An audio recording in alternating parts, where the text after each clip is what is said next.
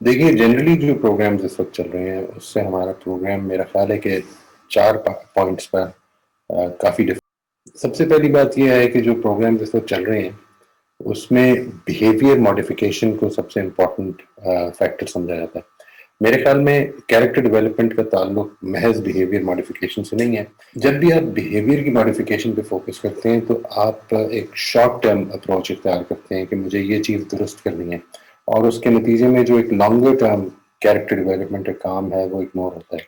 دوسرا اسپیکٹ جس کو میں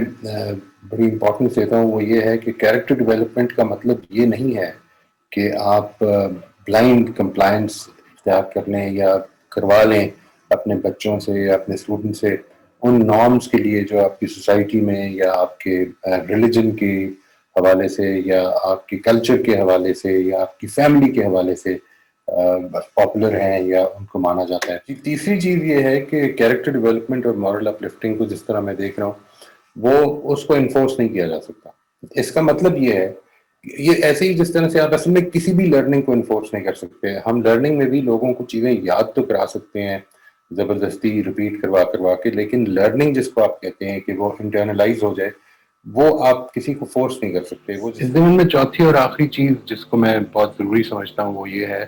کہ جو ہمارا عام طور پر رائج تعلیمی نظام ہے جو ٹرانسمیشن کے ماڈل پر مبنی ہے، جس میں کہ استاد جماعت میں کھڑا ہو کر تو طلباء کے ذہنوں میں اپنے علم کو انڈیل دیتا ہے اور پھر یہ خیال کیا جاتا ہے کہ ان بات سمجھ بھی آ جانی چاہیے، وہ تعلیم یافتہ بھی ہو جائیں اس کے ذریعے سے، یہ کردار کی تعمیر میں کام نہیں کرے گا. ہمیں اس کے لیے ایک ٹرانسفارمیشنل ماڈل کی ضرورت ہے جو ان کے انٹرنل پروسیسز کو چینج کرے،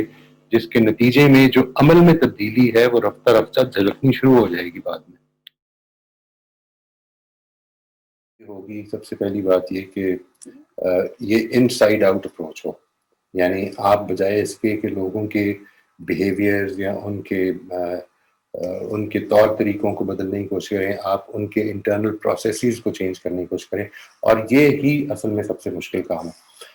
جب میں یہ کہتا ہوں انٹرنل پروسیسز کو چینج کرنے کی کوشش کریں تو اس کا مطلب یہ ہے کہ سب سے پہلے ان میں اویئرنیس ڈیولپ کریں ان کے انٹرنل پروسیسز کے بارے میں،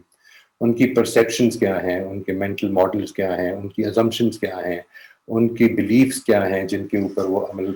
کر رہے ہیں، وہ کیا سوچ رہے ہیں، ان کی کیا فیلنگز ہیں. ان سب چیزوں سے ان کو اویئرنیس ڈیولپ کی جائے اور پھر ان کے اندر یہ ابیلٹی ڈیولپ کی جائے کہ وہ اس کو ریگولیٹ کر کے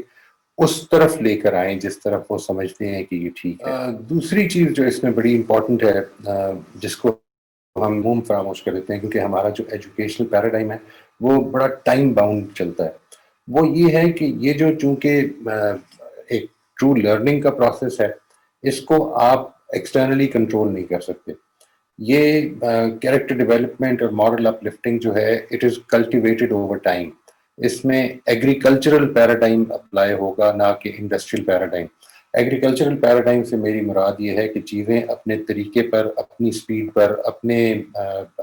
پوٹینشیل کے مطابق گرو کرتی ہیں. آپ تمام لوگوں کے بارے میں اگر یہ ایکسپیکٹ کریں کہ وہ سب لوگ ایک ہی طرح سے گرو کریں گے تو دس وڈ ناٹ ہیلپ. یہ آپ بھی فرسٹریٹ ہوں گے، لوگوں کو بھی فرسٹریٹ کریں گے اور آپ کی توجہات بھی صحیح چیز سے ہٹنی شروع ہو جائیں گی. اسی ضمن میں ہمیں اس بات کو بھی بہت اچھی طرح سے سمجھنا چاہیے کہ ہر شخص جو ہے وہ اپنی ایبیلٹیز، اپنے انٹرسٹس، اپنے پوٹینشیل کے لحاظ سے بالکل یونیک ہوتا ہے، اور ہم ان کو ایک سارٹ آف گروپ میں لا کر اب یہ ایکسپیکٹ کریں کہ سارے گروپ کو اکٹھے لے کے چلنا چاہیے یا سب کا ایک رزلٹ آنا چاہیے، اور جو نہیں آ رہا وہ بلو ایوریج ہے.